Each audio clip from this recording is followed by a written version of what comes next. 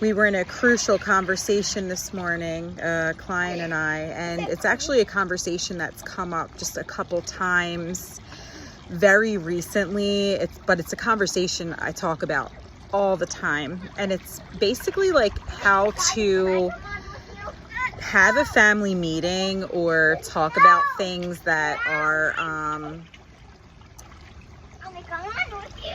just like stressful to talk about, or if you're in these cycles where you're constantly just having to talk about hard things, what does that look like? So you're not always talking about hard things and having uncomfortable conversations and getting into like situations all the time. And a lot of that has to do with like planning your conversation. So I always suggest journaling. And so this way you can like write out your emotions a ton, right? And dump out all of the emotion that's attached to it.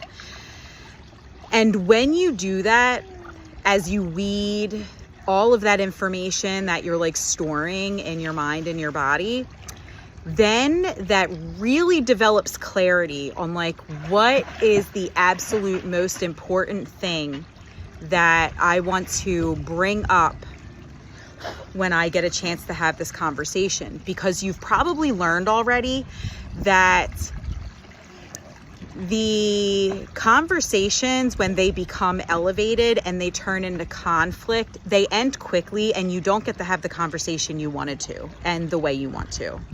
So you want to go in calm and strategically. So what is the most important thing I want to make sure we discuss in this conversation? And usually that's accomplished by journaling. And like sometimes if you have some good people in your life to kind of help you process things, that's really good too. I do see how that can become toxic sometimes. So I do err on the side of caution. I definitely suggest like lots of prayer in those situations. Really internalizing and seeing like what is most important for you here. And the other thing before I go, the other very like crucial step to this is using I feel statements. So you're not attacking the person saying you do this, you did this, you said this, the you. It is, and I mean, I'm not just making this up. This is a very common practice when you're teaching people how to communicate. So this isn't new information, but just a reminder. And if it is new information for you, then it looks like, I feel like when this situation happens, this occurs often. I feel like when this person's around, I notice you behave this way. I am concerned about this certain pattern that has been occurring because of this. I've noticed that in these situations, this happens pretty often. What else? Something that's been bothering me lately is that in this situation, it could have been handled better. And this is how I would like to see things going forward. I don't want our relationship like this. I don't want our family situation like this.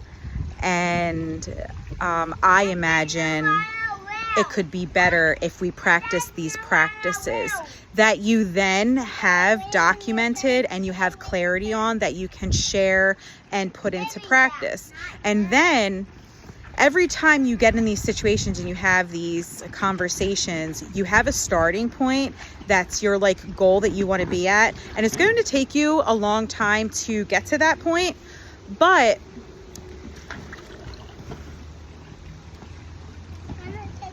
at least everybody's on the same page and you have a game plan.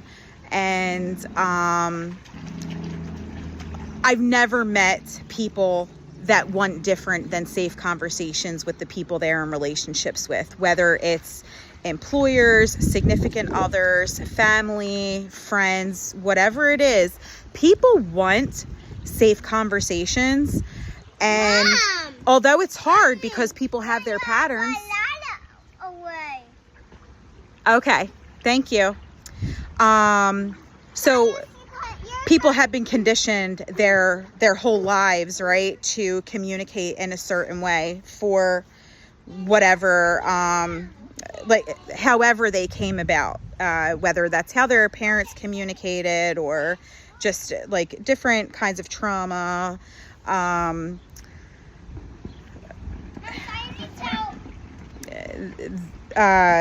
Statistically, sometimes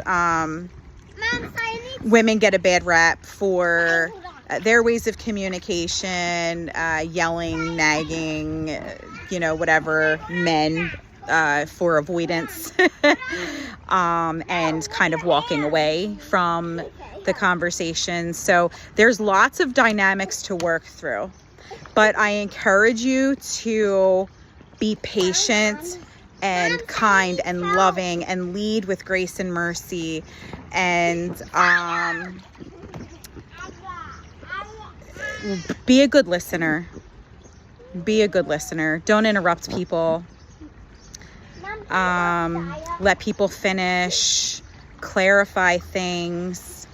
Listen with To get his feet on right here.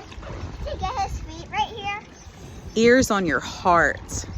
Mom, can you fight together? In 1 second. Take